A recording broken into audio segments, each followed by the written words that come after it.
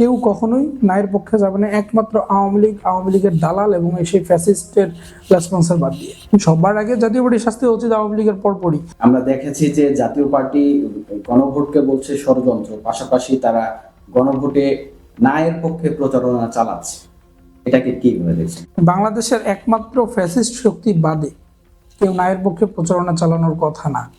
কারো ভিতরে যদি ন্যূনতম মূল্যবোধটুকু থেকে থাকে, কেউ যদি বাংলাদেশের ভালো চায় এবং কেউ যদি আসলেই বুঝে যে গণভোটটা কি, তারা কেউ কখনোই ন্যায়ের পক্ষে যাবে না, একমাত্র আওয়ামী লীগের দালাল এবং সেই ফ্যাসিস্টের রেসপন্সার বাদ দিয়ে। উনি বলছিলেন যে এই গণভোট আসলে সাংবিধানিক ভাবে কোনো ভিত্তি।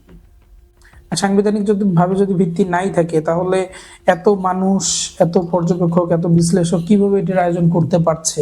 দেশের অন্যান্য বড় রাজনৈতিক দল সবাই কি কারণে গণভোট আয়োজন করছে? আপনারা দেখেন যে বর্তমান সময়ের বিএনপির মহাসচিবের যে কথা যদি আমরা শুনি, অন্যান্য রাজনৈতিক দলের কথা শুনি, তারা নিজেরাও হা ভোটের পক্ষে ক্যাম্পেইন করছে। হ্যাঁ, তাহলে এটা তো এমনি হয়নি। আমরা তার কাছে এই প্রশ্নটাই আমরাও রেখেছিলাম যে এই যে গণভোটের যে সিদ্ধান্ত হলো, এটা তো এর আগে তো ঐকমত্য কমিশনের ওখানে একটা একটা ডিবেট হয়েছে। তো সবাই কি এই ভুলের মধ্যে আছে? তো তিনি বলছিলেন যে সেখানে জাতীয় পার্টি ছিল না, আওয়ামী লীগ ছিল না, যার ফলে এটা সামগ্রিকভাবে কোনো ঐক্যবদ্ধ সিদ্ধান্ত না, এরকম একটা কথা।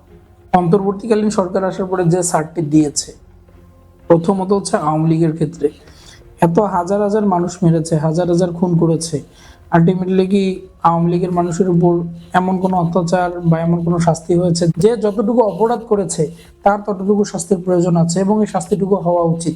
সেই সাথে জাতীয় পার্টি যে এতদিন আওয়ামী লীগকে সাপোর্ট দিয়ে আসলো, যার জন্য আওয়ামী লীগ ফ্যাসিস্ট হয়ে উঠতে বলো, যার জন্য দেশের হাজার হাজার কোটি টাকার দুর্নীতি হলো, যার জন্য নেতারা এমপি হওয়ার জন্য পাগল হয়ে গেছিল, যে এমপি হলে তারা আলাদিনের চেরা খাতে পেত, হাজার হাজার কোটি টাকা দুর্নীতি করতে পারতো, যে একটা নর্মাল লোক 10 কোটি টাকা দিয়ে কোনো রকম এমপি হতে পারলে সে 1000 কোটি টাকার মালিক কোনো বিষয়ই না। এই যে জাতীয় পার্টি এই সাপোর্টটা দিয়ে এসেছে, সবার আগে তো জাতীয় পার্টির শাস্তি হওয়া উচিত। সবার আগে জাতীয় পার্টির শাস্তি উচিত আওয়ামী লীগের পরপরই।